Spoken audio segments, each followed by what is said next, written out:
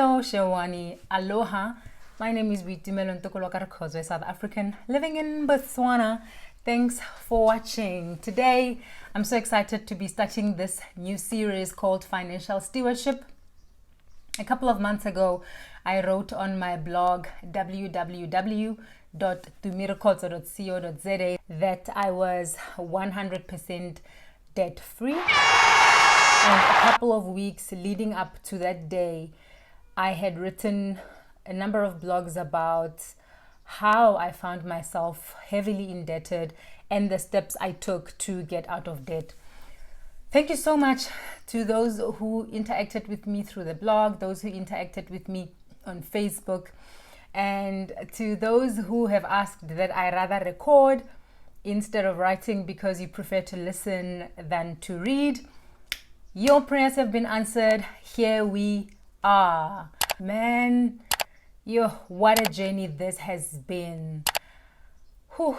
I'm not yet sure how I'm going to do these videos on this topic specifically because I'm not a financial advisor and my interest is not really in that space, but just to share my journey of how I got into debt and how I got out and some of the resources that helped me in the process. Those are some of the things that I will share with you. So I thought today with the first installment, I want us to talk about the reasons that I decided to pursue this journey of debt freedom. I not only decided that I wanted to be debt free, but I also decided that I don't want to get into debt anymore. So my plan was I'm getting and staying out of debt. I'm no longer getting into debt for anything, not for food, not for clothes, not for traveling, not for a house, not for a car even. No. And debt,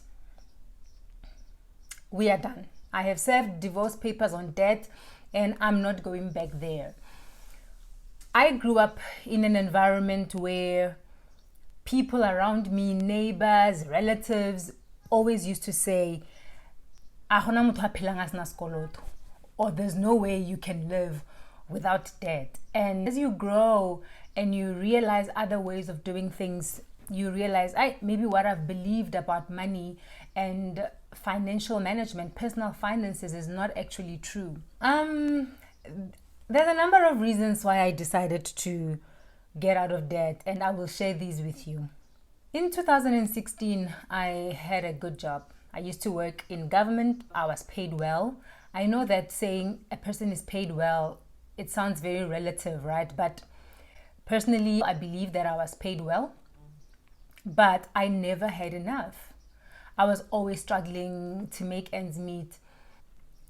One of the things that I used to do, which I'm not very proud of, but we live and we learn. I used to be paid on the very last day of the month. So on the 30th or the 31st, I would not sleep the day before. I would wait for the SMS from the bank that was confirming that my salary was paid into my account. And what I would do is drive out, no matter what time it was, midnight, 1 o'clock in the morning, I would drive out to the ATM to withdraw cash for food and for petrol, because I knew that if I didn't do that, I would not have enough in my account for debit orders to pay for all my monthly expenses. So one morning in 2016, I had just come back from the ATM from withdrawing this cash and I was just a mess on the floor. I just felt defeated by life and by month end. And I thought to myself, I can't live like this anymore. This is not the life I want to live and I am tired. So that morning in 2016 was my never again moment. I decided that day, nope, it ends today. So the first reason I decided to pursue debt freedom was that I was always broke. You know that thing where you are paid today and in less than a week you are already broke, where your account is not just zero, it's in the minuses? That was me. And I was just tired of that life. Secondly, I was just stressed.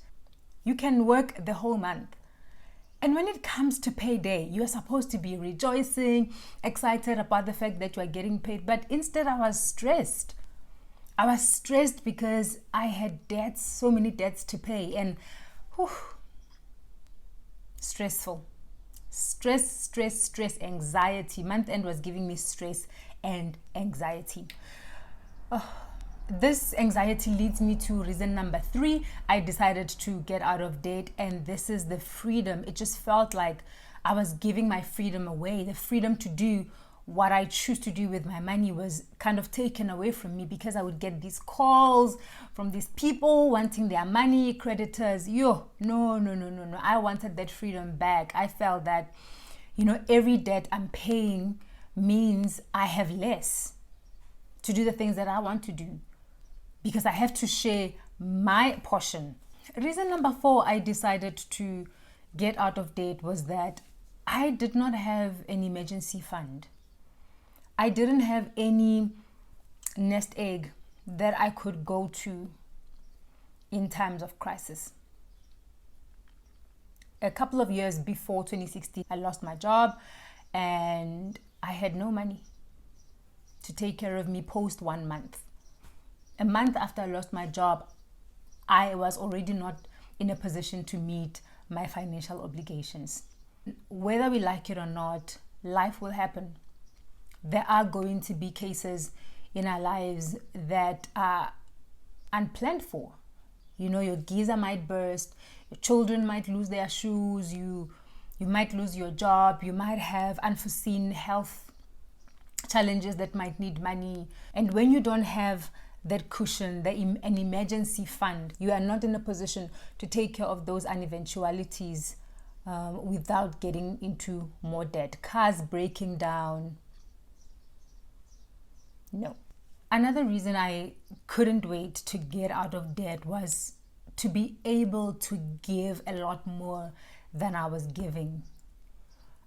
It is a blessing to give than to receive. And I remember growing up, I have always said to God, I want to help others around me. And being in debt meant that I did not have margin in my budget to do good works that I wanted to do. There are so many charities and causes that are very close to my heart that I wanted to support, but I really did not have the financial ability to do so. There were other family members who needed help that I was also not in a position to help because I was carrying a lot of debt. So I'm really grateful that I embarked on this journey, because it has given me an opportunity to be able to be a blessing to those around me. Another reason was that I felt that if I were to die at that point in my life, I would be putting my parents in such a stressful position, because they would have to be the ones to deal with the junk that I would have left behind. And I didn't want to put my parents through that. I didn't want to put my family through that. And it just motivated me to get out of debt so that I get my life in order and don't have to let other people deal with the messes that I created. I was also not enjoying my income. I work hard. I work hard the whole month. You are working hard. But I wasn't able to do the things that I want to do. I wasn't able to travel, which is something that I absolutely love. By the way, since we are talking about travel, I have a travel channel that is dedicated purely to travel. Anything to do with travel. It is called Langa Langa, which means adventurous in my native Xitsonga language. So why don't you check it out? I will link it up here. Go subscribe so that you don't miss a thing. I have a number of videos lined up and that I will be uploading soon. So check it out. So I wasn't able to travel the way that I wanted to. I wasn't able to develop myself, study further. I wasn't able to enjoy life the way that I wanted to enjoy it. And I know on this one, somebody will say, you enjoy to travel. My enjoyment is a car. Because I know that not everybody values travel like I do. Other people prefer maybe a bigger house, a bigger car. Do whatever you need to do. Just don't do it at the expense of your future. That's all I have to say on that one. Another reason I wanted to pursue that freedom is because I found out that retirement is not about age, but it's about a financial number. I found this whole community of people who are retiring in their 40s and their 50s, something that I just never thought was possible. To me, retirement is 60, 65, or that's what it was, until I found out, actually, no. If you live your life in a particular way, you are able to retire younger. So I'm on a journey of retiring younger because there are a lot of other projects I want to get involved in without having to go into an office the way that I'm doing in the traditional job sense. So that's another reason I wanted to get out of debt, was to bring forward my retirement age. Finally, growing up, none of us, or maybe very few of us, are actually taught financial stewardship. We just assume that you grow up, you go to school, you get your job, and by default, you should know how to use money. And unfortunately, that is not the case. Fortunately, that's not how it works. Most of us get into so much trouble very early on, because as soon as you finish your schooling, you have a bank that comes to you as a graduate and they want to give you a credit card and what is this thing called? There's overdrafts and personal loans, and just your introduction often to the world of work is debt. And much as all of us want money, and much as all of us want more money than we currently have, it was important to me that I manage what I had well. Because I realized that in 2016, I was earning the most money I had earned in my adult life, which means my salary had been steadily increasing. Yet in 2016, I was still in a financial mess. So my problem was not cash flow. My problem was just the management of what I heard. And I needed to learn financial stewardship. I needed to learn how to manage personal finances. And that was finally one of the reasons why I said, okay, clearly, even if I say I want more money, even when the more money comes, if I don't figure out how to take care of this one that I have, even what will come will just disappear into thin air, because I will not be able to account for what I did with it. And so I decided to then pursue just a journey of financial stewardship where I am more intentional about what I'm earning, where I am more intentional about how I spend what I already have. If it's 1,000, if it's 5,000, how do you account for it? How are you accounting for the salary that you have right now? Before you want 10,000 and 50,000, how are you accounting for that 2,000 Rand that you are getting?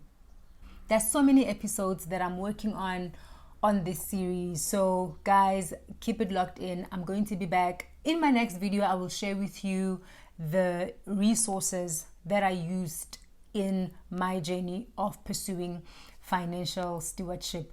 And so that's all I have for you today. Until next time, from me, Buitimelo Ntokolo Akarakot. Yes, so.